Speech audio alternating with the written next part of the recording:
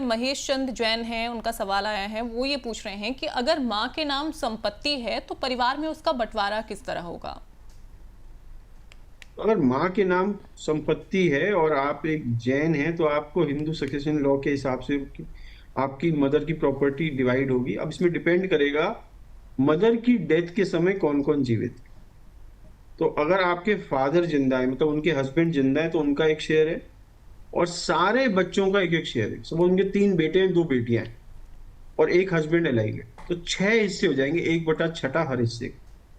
अगर किसी बच्चे की मृत्यु हो गई हो और उसके बच्चे जिंदा हैं तो उनको अपने पेरेंट्स का शेयर मिल जाएगा। सपोज आपकी आपकी एक बहन है जिसकी डेथ हो गई पर उसके 2 बेटे अलाइव है, तो जो बहन का 1/6 हिस्सा है वो दोनों बेटों में 1/12 1/12 बढ़ जाए।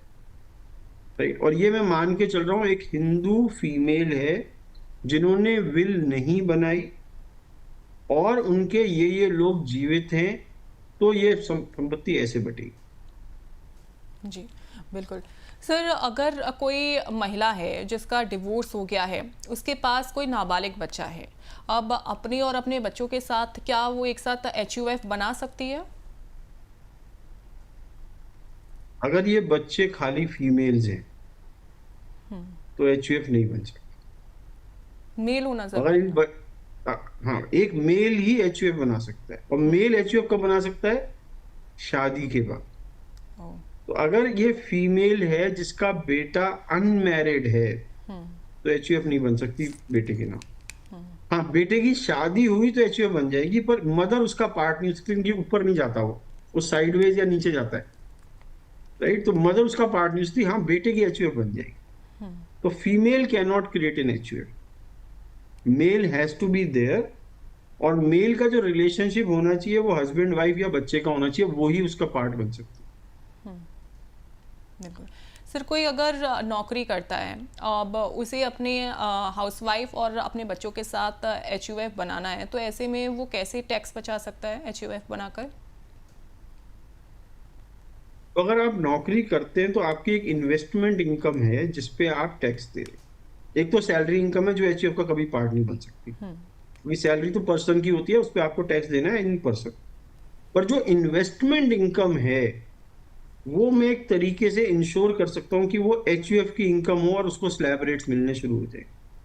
2.5 लाख रुपए तक टैक्स फ्री, 2.5 से 5 5%, 5 से 10 10%, जो कि अगर आपके हाथ में आती है इनकम तो सीधी 30% पे जाती। तो even a salaried person can create an HUF for investment income. Right. चाहे वो आप गवर्नमेंट सर्वेंट हो या प्राइवेट सर्वेंट। तो ये सोचना गलत है HUF केवल बिजनेस पर्सन के लिए। अगर आप एक हिंदू हैं, मेल हैं, तो आपको अपनी HUF जरूर बनानी चाहिए। इससे आपकी टैक्स की लायबिलिटी कम होगी ही। बिल्कुल। सर ये तो हमने बात की HUF कैसे बनाना चाहिए, किन बातों का ध्यान हमें रखना चाहिए, लेकिन क्या HUF को कभी खत्म भी किया जा सकता है?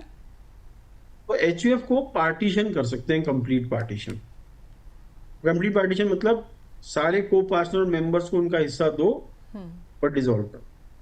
That is possible. Partial partition of HUF की एक जने को निकाल दिया बाकी सब रहे, वो अलाउड नहीं। वो इनकम टैक्स में उसकी प्रॉब्लम्स थी इसलिए उसको डिसअलाउ कर देंगे। पर complete partition of HUF is allowed, जिसको कर्ता इनिशिएट कर सकता है, पर सारे को पार्टनर्स को इस पे साइन करेंगे तो ही पार्टीशन होगा। कर्ता अलोन पार्टीशन नहीं कर सकता। क्या इसमें सबका हिस्सा बराबर है? बराबर होगा अगर बाय डिफॉल्ट बराबर है। पर अगर को पार्टनर मेंबर्स में आपस में समझौता हो जाए तो ये भी हो सकता है कि सारा हिस्सा वो पिता को दे दें, अपने पास 1 1 रुपया ले लें उसमें। तो इन अनइक्वल हो सकता है अगर आपस में एग्रीमेंट। बिल्कुल। तो HUF को आप कम्प्लीटली जो है उसका पार्टीशन आप जो है वो कर सकते हैं। और HUF के बारे में सर आपने विस्तार से जानकारी हमारे दर्शकों को दी है। इसके अलावा एस्टेट प्लानिंग के बारे में भी विस्तार से आपने बताया और साथ ही ये भी बताया है कि एस्टेट प्लानिंग करना बहुत ज़्यादा ज़रूरी है।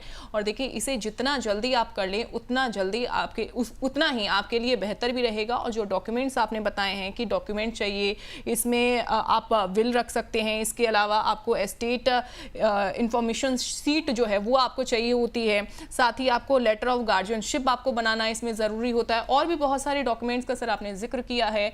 तो ये जब आप प्लानिंग करें, जब आप बनवाएं, तो इन डॉक्यूमेंट्स को ज़रूर आप साथ में रखें। सर बहुत शुक्रिया आपका विस्तार से जानकारी देने के लिए। धन्यवाद। तो देखिए, जीवन भर की मेहनत से बनाई गई संपत्ति की सुरक्षा एस्टेट प्लानिंग से ही संभव है। विल, ट्रस्ट या HUF सही रास्ता चुनें ताकि आपकी कमाई आपके अपनों के काम आए। एस्टेट प्लानिंग सिर्फ टैक्स बचत नहीं बल्कि जिम्मेदारी की समझ है।